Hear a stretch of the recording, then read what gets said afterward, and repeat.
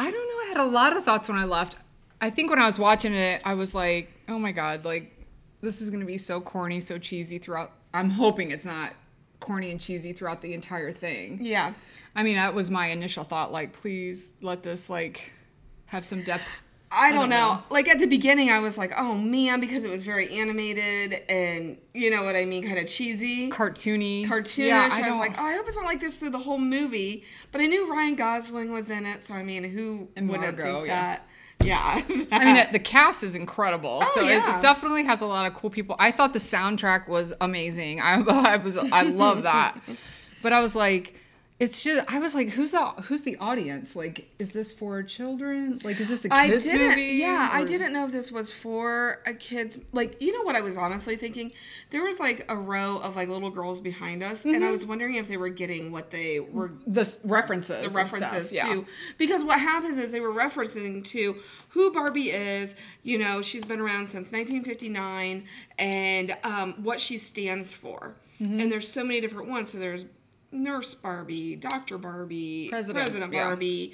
And so they just made so many references to who she is. And I was just kind of wondering if the little girls even got what, because you know what I mean? Like, right. Did they get the message exactly? Or like so many people are like, oh, you know. I just kept thinking how in the dump truck of money, they must have like just backed up to Ryan Gosling's house. Oh, I know, right? It must have been obscene.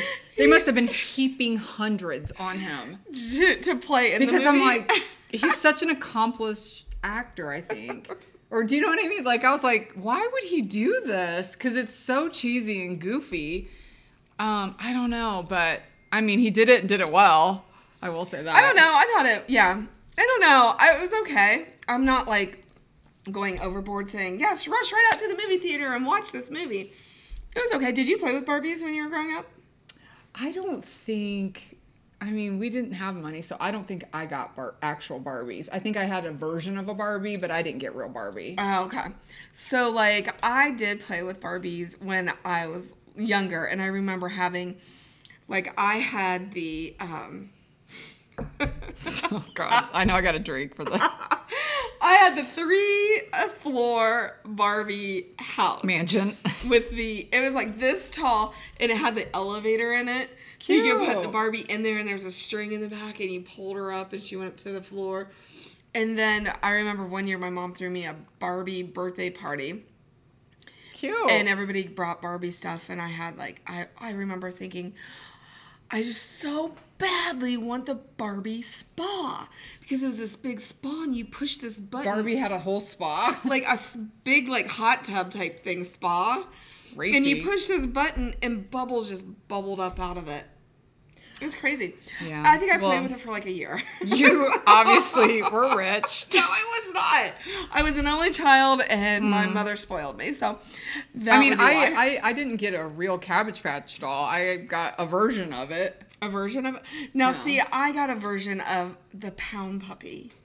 I think I got a real Pound Puppy. I wanted a real one so bad. Yeah. And my mom brought home the version of it, and I was like, all of my friends in school had Cabbage Patch dolls, and there was one specific Cabbage Patch doll that looked just like me. Look at the Pound Puppies! I had Pound Puppies. Oh, God, I love but them. The Cabbage Patch doll that had like the red hair with the pigtails and the little freckles. I had her. She looked just like me, and I wanted her so bad, and she smelled so good. Mm-hmm. But I didn't get her because we just couldn't afford her. But I will say that my son gave me a real Cabbage Patch doll when I was older. Yeah. He knew the sad story and felt bad for me. Do you remember that, Merrick? Yep. Yeah. My very first Cabbage Patch Kid, actually she didn't have red hair, she had blonde, but she had the pigtail braids and the freckles, and I named her Lucy Lou. Oh my gosh, and Lucy... I mean, what a coinkydink. Is it? No, and I love it. And then, like, after that, I was like, I want a bald-headed baby boy Cabbage Patch.